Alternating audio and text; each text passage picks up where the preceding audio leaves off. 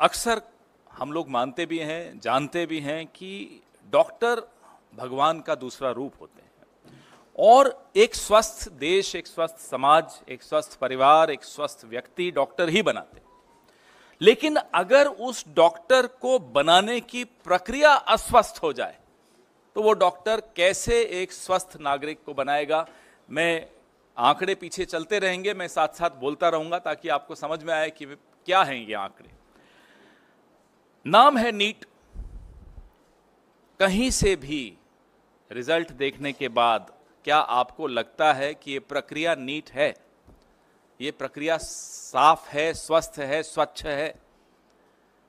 बिल्कुल नहीं लगता। अगर ये आप आंकड़े देखेंगे, 24 लाख बच्चों का भविष्य धूमिल हो रहा है, उस पर पानी फेर दिया गया है इस परीक्षा के माध्यम से। पहले क्या हुआ?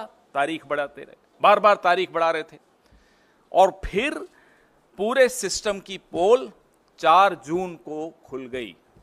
4 जून पर भी फिर आएंगे, पहले चर्चा इस पर कर लें। पूरे के पूरे 720 आउट ऑफ 720 आउट ऑफ 720, आप पीछे आपके सामने स्क्रीन पे जो आंकड़ा दिख रहा है वो देखिए। इसको 67 टॉपर्स थे जिसको 720 में से 720 अंक मिले इस साल। पिछले साल कितने थे, उसके पिछले साल कितने थे? ये तमाम आंकड़े ये विनीत जी ने हमारे रिसर्च करके मुझे दिया। ये बड़ी अच्छी रिसर्च इन्होंने की, ये आपको सारे आंकड़े इसमें दिखेंगे। पिछले साल, पिछले 8 सालों में, चलिए पिछले साल का तो छोड़िए, पिछले 8 सालों में सिर्फ 7 ऐसे छात्र थे जो पूरे में से पूरे अंक लाए हों। 8 साल में 7 छात्र और 1 साल में 67 छात्र। यह अपने आप में चौंका देने वाला आंकड़ा है। शिक्षा मंत्री जी कोई जवाब नहीं। ये एक्स्ट्रा 2AB कहां से आया?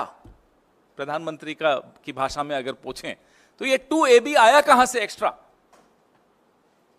उनको बड़ा शौक है इस तरह के इक्वेशन देने का। जयराम जी होते तो बड़ा मुस्कुराते इस बात को सुनकर, उनको भी बड़ा प्रिय लगता है ये उदाहरण। अब ये परीक्षा पे चर्चा से प्रेरणा मिली बच्चों को, ये तो हम मान नहीं सकते। परीक्षा पे चर्चा से हम में से किसी को कभी मिली है प्रेरणा प्रधानमंत्री से? लेकिन फिर घोटाला हुआ। ये कैसे साबित हुआ? बिहार में पुलिस ने पकड़ा, कई ऐसे लोगों को पकड़ा, आज वो हिरासत में हैं, जिन्होंने टेलीग्राम चैनल्स पे नीट के पेपर लीक किए थे।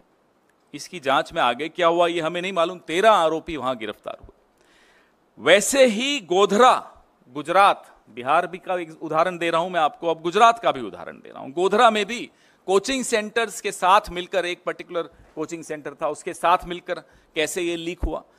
तो ये बिहार और गुजरात, ये एनडीए का गठबंधन क्या नीट डिजास्टर अलायंस हो गया है? एक उदाहरण बिहार से है, दूसरा उदाहरण गोधरा से है, प्रधानमंत्री जी की कर्मभूमि से है। सोचिए, इतना बड़ा घोटाला। कल माननीय सर्वोच्च न्यायालय ने सुनवाई की। एनटीए जो कि ये परीक्षा करवाता है, उसने लीपापोती की पूरी कोशिश की। क्या कहा? उन्होंने कहा कि जो 1563 बच्चों को टाइम लॉस की वजह से ग्रेस मार्क्स दिए, और एक माननीय सर्वोच्च न्यायालय की जजमेंट को कोट किया कि साहब इस जजमेंट में यह कहा है कि अगर बच्चों को टाइम लॉस होता है तो वो कैलकुलेट करके इन्हें ग्रेस मार्क्स दिया। उसी जजमेंट में यह स्पष्ट लिखा है कि इंजीनियरिंग और मेडिकल इसमें नहीं आते, इस कैटेगरी में नहीं आते, उनको इस तरह से टाइम लॉस के ग्रेस मार्क्स नहीं दी जा सकते। आप सोचिए कि जजमेंट तक को ट्विस्ट करके यह सरकार किस स्तर पर गिरकर लीपापोती कर सकती है, 24 लाख बच्चों के भविष्य को अंधेरे में डाल सकती है। यह हमने कल सुना और देखा। 4 जून को एक परीक्षार्थी और फेल हुआ था, 400 बोला, 240 लाया और 55 ग्रेस मार्क्स लेके सरकार बना के बैठा। वो 55 ग्रेस मार्क्स ही तो हैं। ये रिजल्ट 14 जून को आना था, इसको 4 जून को क्यों किया गया? यही सोचा कि आप लोग जो अभी व्यस्त होंगे, हम सब व्यस्त होंगे चुनावी नतीजों में, पूरा देश टीवी पे सिर्फ चुनावी नतीजे देख रहा होगा, तो ये एक बड़ा विवाद नहीं पैदा होगा, इसलिए 14 जून को 4 जून पे ले आया गया। ये तमाम सवाल हैं जिसके जवाब नहीं मिले हैं। अब माननीय सर्वोच्च न्यायालय के फैसले के अनुसार ग्रेस मार्क्स तो हटा दिए, लेकिन जो 24 लाख बच्चों के जहन में, के मन में, के दिमाग में जो सवाल उठ रहे हैं, उसका जवाब माननीय शिक्षा मंत्री तो दे नहीं रहे। वो तो स्तुति वंदन में लगे हुए हैं मोदी जी के, जैसा कि पूरा कैबिनेट लगा रहता है। अब 580 से ज्यादा नंबर, ये आंकड़े जरूर देखिएगा जब मैं ये बार बार, क्योंकि इसमें इन्होंने मेहनत की है विनीत जी ने, बहुत कायदे का ये आंकड़े, ये सिर्फ आंकड़े देख लें तो इस प्रेस कॉन्फ्रेंस की भी जरूरत नहीं है, इतने महत्वपूर्ण आंकड़े हैं ये। 580 से ज्यादा मार्क्स लेने वाले छात्रों के जो एग्जामिनेशन सेंटर हैं, हम ये मांग करते हैं कि उन एग्जामिनेशन सेंटर्स के साथ उनके नाम जारी किए जाएं, वो बहुत आवश्यक है।